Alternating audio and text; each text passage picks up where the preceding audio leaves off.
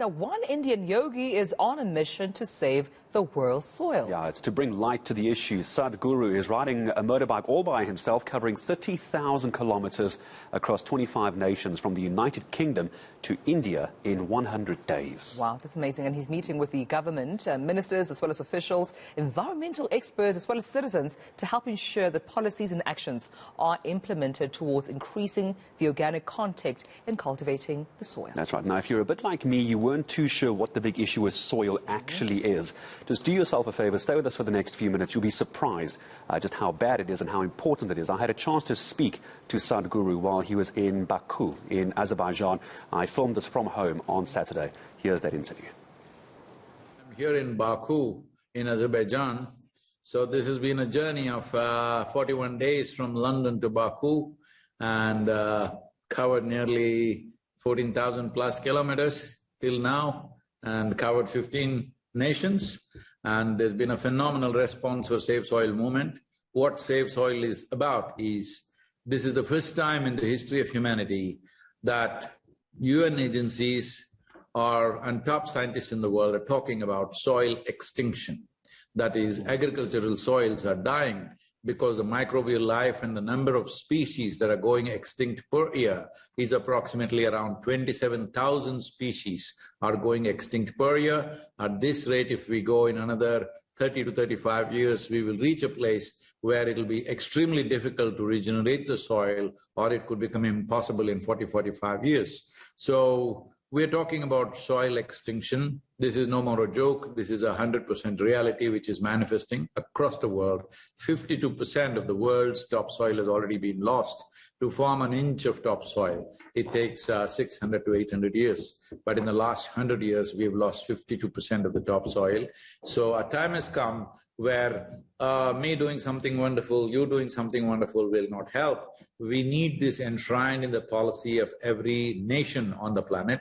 So this movement is towards that, to bring people's support to the countries, because these are aspects. If the governments begin to work on it, it will take anywhere between 10 to 15 years to manifest results. So unless there is a people's mandate for that, governments will not take such a long-term step. So my effort is to bring people's mandate to move 3 to 4 billion people. I will be in Africa soon in the month of May, in Ivory Coast for the COP15, where we are addressing 197 nations. Generally, till now, 72 to 73 nations have already signed up for the Save Soil movement, and the rest of them are also very inclined. For the first time, the narrative has shifted towards soil, because when you say climate, when you say global warming, everybody's been talking about the air and the carbon dioxide and stuff, fossil fuels. I'm not saying they're not problems, they are also very significant issues, but soil is far more fundamental and it has to be attended to immediately.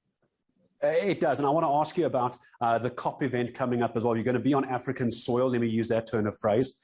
Where is South Africa, in your opinion, on how urgently they're looking at an issue like this? Because we rely obviously for soil for things like farming. We know what a poverty issue we have in this country. We know what a hunger issue we have in this country. So it's very relevant for South Africa. In your opinion, where does South Africa sit? How on board are we, or are we not at all? Generally, the farming that Africa has taken to from traditional systems of farming, which were not very established in many parts, because tribal cultures depended on their food on various other aspects. But since the European farming came in, industrial level of farming has happened and soil degradation has happened. Across Africa, average organic content in the soil is 0.3%, which is total desertification. Anywhere below 1% is considered desertification. Average in Africa is 0.3%. The minimum organic content needed to call soil as soil is to reach at least 3 to 6% of organic content.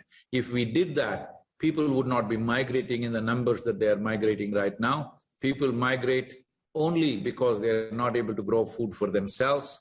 And when people migrate in large numbers, the amount of suffering that people go through, particularly women and children, what they go through in unplanned forced migrations is unspeakable. It is expected by 2032 to 2035 1.2 billion people across the world would migrate because of food scarcities and water stress.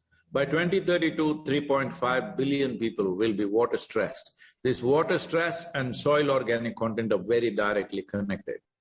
But here's the issue, though, I imagine, with human emigration as a result of the soil issue, the lack of clean drinking water, is when people as a species start moving to other areas, you start putting stress on those areas, and eventually you just run out of places to go. I mean, is my interpretation of that correct, A? And then B, where is the deadline for this? At what point have we lost this fight? How much longer can we keep going to recover? And at what point is it too late?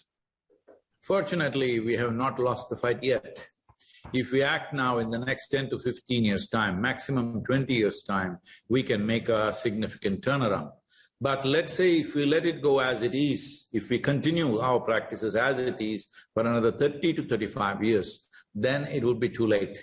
If you reach 2040, 2045 without doing anything, then it would be too late. It'll become extremely difficult or almost impossible to turn the soil around. So this is very important. We as a generation have this privilege that we are at that point of time, a cusp of time, where if we act now, we could be that generation which turn back from the brink of a disaster. This is very important. How seriously do governments take this? This is the problem, isn't it? How seriously do governments take this? You would think African governments would be well aware of issues with soil due to farming and also the lack of water. Why do you think our governments around Africa and maybe around the world just don't take this seriously? Is it because they just don't see it happening as quickly as we see global economies and global politics evolving? So unfortunately, there is global politics, and above all, when we say Africa, we are not talking about a nation, we are talking about a large continent. So today, all the Commonwealth nations have kind of made a declaration that they will implement the soil policy. So that is nearly 24 nations in Africa are Commonwealth nations. So apart from that, what I have seen in the last 2 years, I have been talking to various agricultural ministries across the world. Everybody knows what is the problem, how serious the problem is, and also they know what is the general solution, what is the direction of the solution. But when I really thought about it, they know the problem, they know the solution, why is it that they have not been acting?